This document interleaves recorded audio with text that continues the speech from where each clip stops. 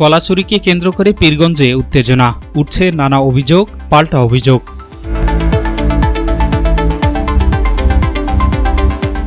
আসসালামু আলাইকুম। এমকে টেলিভিশনের নিয়মিত সংবাদে আপনাদের স্বাগত জানাচ্ছি আমি শারমিন মিনা। এতক্ষণ শুনছিলেন সংবাদ শিরোনাম, এখন ডেস্ক থেকে বিস্তারিত। রংপুরে পীরগঞ্জ উপজেলার হলদিবাড়ি গ্রামে কলা চুরির একটি ঘটনাকে কেন্দ্র করে এলাকায় চাঞ্চল্যের সৃষ্টি হয়েছে। অভিযোগ, পাল্টা অভিযোগ এবং নানা বিতর্কে ঘটনাটি এখন স্থানীয়দের আলোচনার কেন্দ্রবিন্দুতে পরিণত হয়েছে।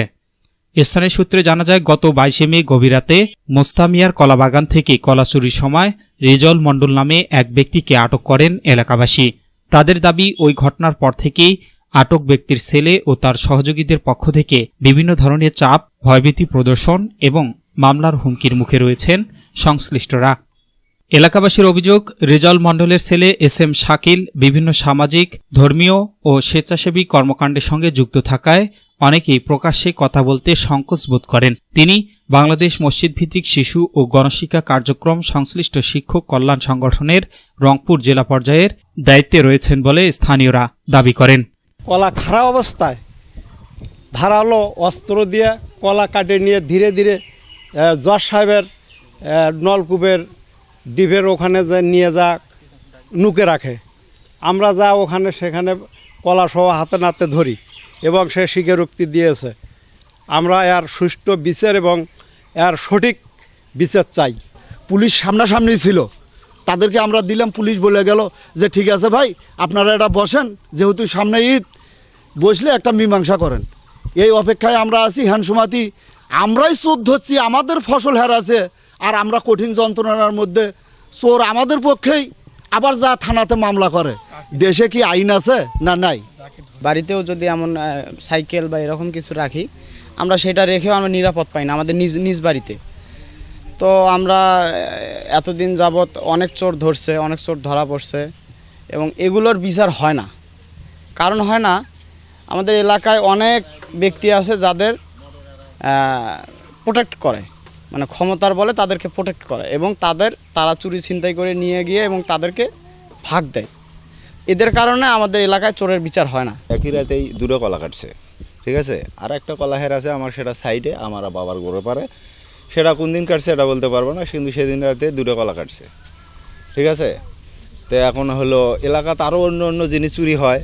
আমি চাই জানে হলো এই জাত মাল যে জায়গাতেই পড়ে থাকুক, চোরের আমি বিচার চাই।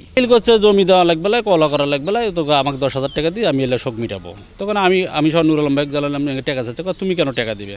আমি সব 1 টাকা ঘুষ দিয়ে পাবো না। শাকিল কি এমন? ও মনে করো যে আয়ের নেতা নাকি না আসলে, আগে আওয়ামী লীগের সেক্রেটারি নাকি থানা সেক্রেটারি আসলে, এখন কিন দলত আছে আমি সেটা জানি না। এদিকে অনুসন্ধানে আরও জানা যায়, হাফেজ তরিকুল ইসলাম নামে এক ব্যক্তি অভিযোগ করেছেন যে ইসলামিক ফাউন্ডেশনের চাকরির ব্যবস্থা করে দেওয়ার আশ্বাসে তার কাছ থেকে অর্থ নেওয়া হয়েছিল। তবে এ বিষয়ে মোবাইল ফোনে যোগাযোগ করা হলে SM শাকিল অর্থ গ্রহণের বিষয়টি স্বীকার করেন। তিনি দাবি করেন, পরবর্তীতে সেই অর্থ ফেরত দেওয়া হয়েছে। আমি ইসলামী ফাউন্ডেশনের জন্য আমি 26,000 টাকা আজ থেকে 3 বছর আগে আমি ওই শাকিল ভাইকে দিয়েছি। আমাকে চাকরি দেওয়ার কথা বলে আমার কাছ থেকে টাকা নিয়েছে। এই টাকাটা আমি দিয়েছি আমার জমি বন্ধক রেখে। তো উনি আমার অনেক দিন ধরে আশ্বাস দিচ্ছে, এখন পর্যন্ত চাকরি পাইনি। চাকরি না পাওয়ার কারণে আমি তার কাছ থেকে টাকা ফেরত চাইছি। তো উনি ফেরত দিতেও চাইছে, কিন্তু এখন পর্যন্ত টাকা পরিশোধ করতে পারে নাই।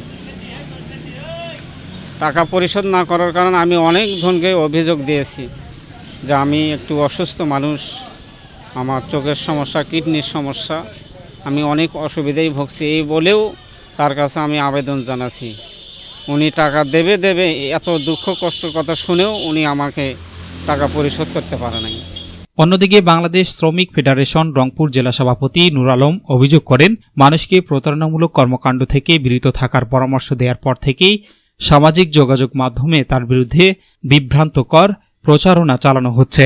কিল হুজুর, সে আপনারা জানেন যে ইসলামী ফাউন্ডেশনের চাকরি করে এবং মৌসুকের জেলা সেক্রেটারি।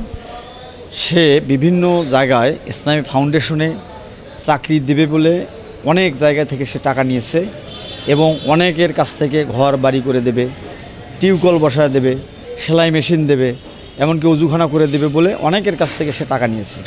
এই টাকাগুলো তাকে অনেকে আমাকে অভিযোগ দেওয়ার পরে আমি এই টাকাগুলো তাকে দেওয়ার কথা বললে সে এক পর্যায়ে আমার সাথে বিরোধিতা এবং আঘাতমূলক কর্মকাণ্ড শুরু করে।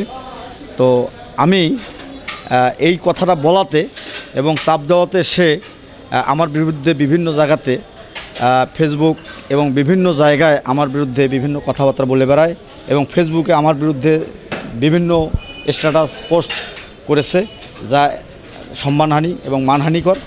তো এই জন্য আমি প্রশাসনের প্রতি অনুরোধ রাখব যে আপনারা সঠিক তদন্তের মাধ্যমে এর একটা ব্যবস্থা নেবেন ইনশাআল্লাহ, আশা করা। ঘটনাটিকে কেন্দ্র করে এলাকায় মিশ্র প্রতিক্রিয়া দেখা দিয়েছে। স্থানীয়রা অভিযোগগুলোর নিরপেক্ষ তদন্ত এবং প্রকৃত ঘটনা উদ্ঘাটনের দাবি জানিয়েছেন। এ বিষয়ে জানতে পীরগঞ্জ থানার কর্মকর্তাদের সঙ্গে একাধিকবার যোগাযোগের চেষ্টা করা হলেও তাদের কোনো মন্তব্য পাওয়া যায়নি। কলাচুরির অভিযোগ থেকে শুরু হওয়া এই ঘটনাকে ঘিরে এখন বিভিন্ন প্রশ্ন ও বিতর্ক সামনে এসেছে। সংশ্লিষ্ট কর্তৃপক্ষের নিরপেক্ষ তদন্তের মাধ্যমেই প্রকৃত সত্য উদ্ঘাটন হবে বলে মনে করছেন স্থানীয়রা।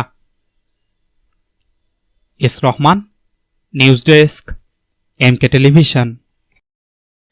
শেষ করছি এমকে টেলিভিশনের নিয়মিত সংবাদ। এতক্ষণ সাথে থাকার জন্য সবাইকে অনেক অনেক ধন্যবাদ।